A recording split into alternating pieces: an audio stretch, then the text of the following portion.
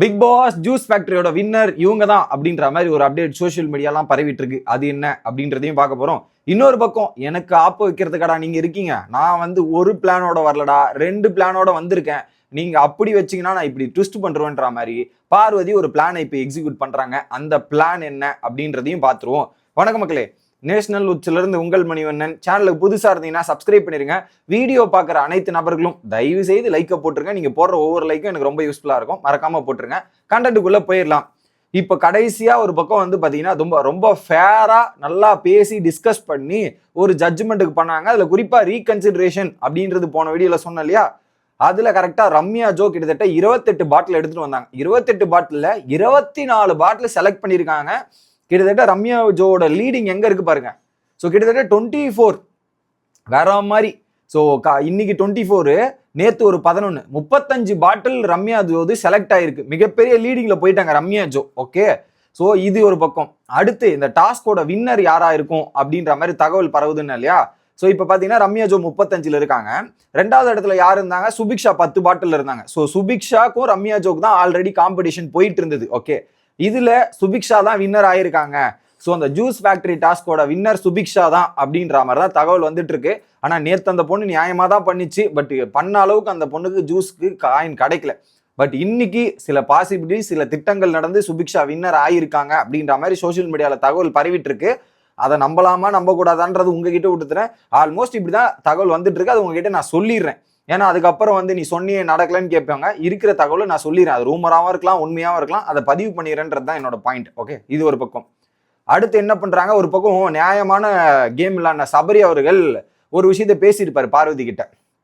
நீங்க வந்து ஒழுங்கா ஜட்ஜ் பண்ணல, பாட்டில உடைச்சிங்க, இதெல்லாம் ஓகே. எனக்கு என்ன கேள்வினா, ரிஜெக்ட் ஆன பாட்டிலே எடுத்து திரும்ப யூஸ் பண்றது எந்த விதத்தில் நியாயம்ன்றது தெரியல. அந்த ரிஜெக்ட் ஆன பாட்டில நீங்களே திருடி வச்சுட்டு நீங்களே கேட்பீங்களா? அது நியாயமான கேம் பிளேவான்றது எனக்கு தெரியல. அவங்களே ரிஜெக்ட் ஆன பாட்டிலே அது ரிஜெக்ட் ஆயிடுச்சு. அதை திருட்டுத்தனமா பாட்டில் எடுத்துட்டு போய் அதுல இவரு ஒரு பாட்டில் வாங்கி ஜூஸ் ஊத்துற அளவுக்கு போகும்போது அது எந்த விதத்தில் நியாயமான கேம் பிளே அது அப்படின்றது எப்படி சொல்ல முடியும்ன்றது எனக்கு தெரியல. அவர் சொல்றாரு நியாயமாகவும் நேர்மையாகவும் விளையாடணுன்றாருல, அப்ப அது வித்தின் த ரூல்ஸ் தானே இருக்கணும். அப்ப அதுல போனா ரிஜெக்ட் ஆன பாட்டில் எடுத்து யூஸ் பண்ணலான்றதே ரூல்ஸ் கிடையாது. அதை எடுத்து பண்ணும்போது அது எந்த விதத்தில் நியாயமா இருக்கும்ன்றது எனக்கு தெரியல. ஜஸ்ட் எனக்கு அது தோணுச்சு, அதை உங்ககிட்ட அட்ரஸ் பண்ணிடுறேன். அது கமெண்ட்லயே ஒருத்தர் போட்டிருந்தாரு, அதை எங்ககிட்ட சொல்லிடுறேன். இது ஒரு பக்கம். ஓகே, அடுத்ததாக ஒரு பக்கம் ரம்யா கிட்ட எல்லாரும் பிரெயின் வாஷ் பண்ணியாச்சு. எஃப்ஜே பண்ணியாச்சு, கனி பண்ணியாச்சு, அரோரா பண்ணியாச்சு. ஃபைனலா வந்து ஆப்பு அடிச்சிரு, பார்வதிக்கு ஆப்பு வச்சு விட்டுரு. ஏன்னா பார்வதி இல்லைன்னா இப்போ 35 பாட்டில் செலக்ட் ஆயிருக்காது. ஏகப்பட்ட டிஸ்கஷனுக்கு அப்புறம் ரீகன்சிடரேஷனுக்கு அப்புறம் பார்த்தீங்கன்னா 35 பாட்டில் செலக்ட் ஆயிருக்கு. இப்போ பார்வதிக்கு ஆல்ரெடி செகண்ட் தாட் இருக்கும். ஏன்னா திவாகர் கொண்டு ரம்யா ஜோக்கு கொடுக்காத அப்படின்னு மாதிரி சொல்லிட்டாங்களே. இப்போ செகண்ட் தாட் ஆல்ரெடி நேற்று நைட்டே டவுட் வந்துருச்சு பார்வதிக்கு, எங்கேயாவது டபுள் கேம் விளையாடிடுவாளா ரம்யா ஜோ அப்படின்றது. ஆல்ரெடி சபரிக்கிட்ட ஒரு வார்த்தை கொடுத்தா, நேற்று நைட்டுமே தோணுச்சா உஷாரா இருந்தா. இன்னைக்கு காலையுமே இவளுக்கு டவுட் வந்து சுபிக்ஷா கிட்ட சும்மா பேச்சுவார்த்தை மட்டும் போட்டு வச்சுட்டு இருந்தா பார்வதி. இப்போ நைட் என்ன பண்ணிட்டாங்கன்னா, இந்த டாஸ்க் முடிச்சோன்னு ஒரு பிரேக் எடுக்கிற டைம்ல கூப்பிட்டு பேசுறாங்க. பாரு, அவகிட்ட இதெல்லாம் கொடுத்துட்டோம், இதெல்லாம் பண்ணி வச்சிருக்கோம், இவரால தான் இந்த டாஸ்க் சொதப்புது, இந்த மாதிரி சொதப்பி போயிட்டு இருக்கு. பட் எனக்கு தெரிஞ்சு நீ எனக்கு நாமினேஷன் ஃப்ரீ பாஸ் கொடுக்குறியா இல்லையா, அதுக்கு பதில் சொல்லுன்ற மாதிரி சுபிக்ஷா கிட்ட பேசுறாங்க. ஓகே, கொடுக்கறதுக்கான வாய்ப்பு இருக்கு, கொடுக்கலாம் அப்படின்ற மாதிரி இவங்க பேசுறாங்க. நான் ஆல்ரெடி விக்ரம் கிட்டையும் வியானா கிட்டையும் சொல்லிட்டேன். ஸோ அவங்க 2 பேருமே பெருசா பொருட்படுத்தல. இது உங்களுக்கு வரதுக்கான வாய்ப்பு இருக்கு, நீங்க வேணா பார்த்து பண்ணலான்ற மாதிரி சொல்லிடுச்சு சுபிக்ஷா. டீல் இங்க போட்டுருச்சு, சுபிக்ஷா டீல் போட்டுச்சு.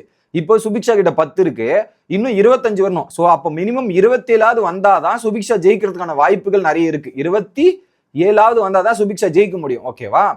இப்ப என்ன பண்றாங்க, பார்வதி கிட்ட சொல்றாங்க, சரி ஓகே பார்த்து பண்ணிக்கலாம், பிரச்சனை இல்லை அப்படின்ற மாதிரி சுபிக்ஷா கிட்ட சொல்லிட்டு ஒரு பக்கம் அங்க டீல் பேசுறாங்க. நியாயமான முறையிலும் இது மாதிரி பண்ணிடலான்ற மாதிரி டீல் அங்க பேசுறாங்க. ஏன்னா டவுட்ல இருக்கு. அது இன்னொரு பக்கம் திவாகரும் சுபிக்ஷாவுக்கு ஃபேவர் பண்ணுவாரு, ஏன்னா சுபிக்ஷாவை பிடிக்கும் அப்படின்றதால ஃபேவரிசம் நடக்கும். இந்த டீல் இங்க பார்வதி போட்டாலா, போயிட்டு வச்சுட்டு உள்ள போறாங்க. உள்ள போனோடனே யாருக்கிட்ட, ரம்யா கிட்டையும் பிரவீன்ராஜ் கிட்டையும், நீங்க சொன்ன மாதிரி நான் திருப்தியா உங்களுக்கு ஏத்த மாதிரி பண்ணிட்டேன், இதெல்லாம் பண்ணிட்டேன், அதுக்கேற்ற மாதிரி இருந்துக்கோ பார்த்துக்கோன்ற ஒரு டிஸ்கஷன் போது அங்க முடிச்சுட்டு அப்படியே பார்வதி போயிடுறாங்க.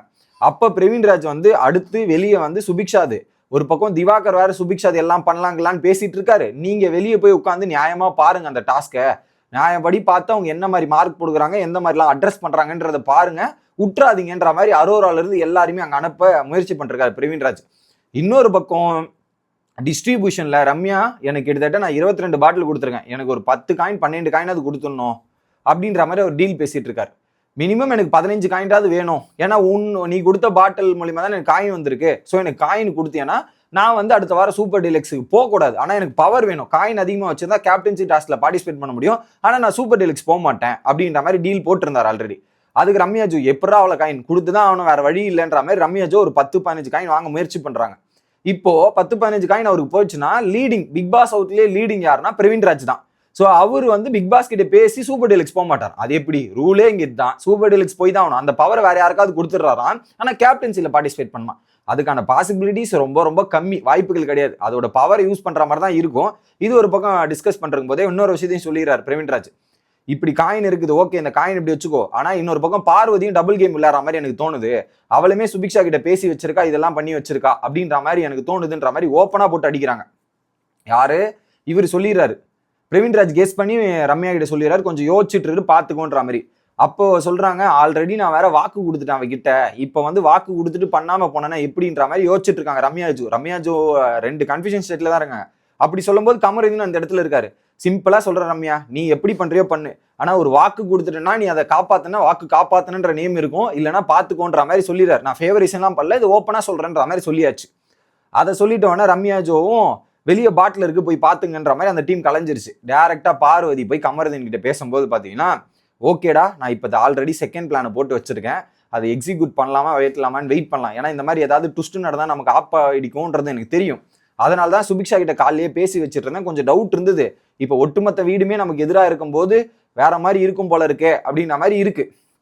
ஆனா இன்னொரு பாயிண்ட்டுமே சொல்லியிருந்தாருங்க ரம்யா கிட்ட, அதை சொல்ல மறந்துட்டேன். என்னன்னா, இப்ப நாளைக்கு நான் போய் பார்வதின்னு கூட்டா ஒட்டுமொத்த வீடுமே எனக்கு எதிரி ஆயிருமேன்ற மாதிரி ரம்யாஜோ பயப்படுறாங்க. அப்படிதாங்க கேம் வந்து கம்ஃபர்ட் ஜோன் இருக்கிறதுக்காக வரல, நம்ம கம்ஃபர்ட் ஜோனை தாண்டி விளையாடுறதுக்கு தான் வந்திருக்கோம். நீ அதெல்லாம் ஃபீல் பண்ணாத, உனக்கு தோன்றது நீ பண்ணிரு ரம்யான்ற மாதிரி ஒரு பக்கம் கமருதீன் சொல்லிட்டு வந்துட்டார். இது ஒரு பக்கம். இன்னொரு பக்கம் பார்வதி கமருதீன் கிட்ட என்ன சொல்றாங்க, நான் ஆல்ரெடி பேக்கப் பிளான் வச்சிருந்தேன், அந்த பேக்கப் பிளான் எக்ஸிக்யூட் பண்ண போறோம், அழகா பார்த்து பண்ணி சூப்பரா எக்ஸிக்யூட் பண்ணலாம் அப்படின்ற மாதிரி டிஸ்கஷன் நடக்குதாங்க. நடந்து முடிஞ்ச உடனே 4ல இருந்து திவாகரை எக்ஸ்போஸ் பண்றேன்டா, அதான்டா கேமு, இன்னைக்கு ஒரு நாள் விட்டுறா கமருதீன், இன்னைக்கு போய் நீ கேட்டதெல்லாம் பக்கா சூப்பர் பண்ணியிருக்கேன்ற மாதிரி பாராட்டினாங்க பாருங்க. அதுதான் எனக்கு தூக்கி வாரி போட்டுச்சு. அவன் பண்ணதெல்லாம் வார்த்தைகள் அவ்வளவு மோசமான வார்த்தைகள், அவளை பண்ணதெல்லாம் அவ்வளவு இதுவான வார்த்தைகள் இருக்கு, அதை போய் பாராட்டுறீங்க பாத்தீங்களா, இதுதான் ஒஸ்டா இருக்குது, ஒஸ்டிலும் ஒஸ்டா இருக்குது. அதை வேற 4ல இருந்து நம்ம அவர் எக்ஸ்போஸ் பண்றோம், அவர் வேற மாதிரி மாறிட்டாரு, இப்ப கம்ப்ளீட்டா அவர் விடவே கூடாது, கம்ப்ளீட் எக்ஸ்போஸ் பண்ணணுன்ற மாதிரி பார்வதி திவாகர் எதிராக திரும்புகிறார்கள் அப்படின்றது தெரியுது. இப்போ ஆல்ரெடி திவாகர் எங்க அந்த கணிகைக்கு சப்போர்ட் பண்றாங்கன்னு தெரியுது. இப்போ இவர்கிட்ட போராடி நம்ம ஜெயிக்கிறதே பெரும் கஷ்டமா இருக்குன்றதால இரு பக்கம் அவரை ரிவெஞ்ச் எடுக்கணும்னு முடிவு பண்ணிட்டாங்க. ஆனா இன்னொரு பக்கம் பார்வதி நினைச்சது தான் நடந்திருக்கு இதுல. ஸோ ஆக்சுவலா ரம்யாஜோக்கு ஒரு ஆப் ஆயிருக்கு. அந்த காயின் வந்து பிரவீன்ராஜுக்கு போனதால ரம்யாஜோக்கு காயின் கம்மியா இருக்கு. இன்னொரு பக்கம் சுபிக்ஷாக்கு இன்னைக்கு போய் செலக்ட் ஆகி ஒரு மினிமம் 25-26 வந்தோடனே அங்க டீல் போட்டிருப்பாங்க. வியானாக்கும் விக்ரமுக்கும் ஏதோ சம்திங் காயினை கொடுத்து அவங்களுக்கு அதிக காயின் இருக்கும் சூப்பர் டீலக்ஸும். ஒரு பக்கம் சுபிக்ஷா சேவ் ஆயிடுவாங்க, பார்த்தியும் சேவ் பண்ணுவாங்க அப்படின்ற மாதிரி தான் கன்க்ளூஷன் போய் முடிய போகுது. ஸோ கடைசியில ரம்யாஜோக்கு தான் பெரிய ஆப்பா இருக்க போகுது அப்படின்றது தான் நான் பாக்குறேன். உங்களோட கருத்து என்ன அப்படின்றத கமெண்ட் செக்ஷன்ல சொல்லுங்க. அடுத்து லைவில் சந்திக்கிறேன். Bye guys.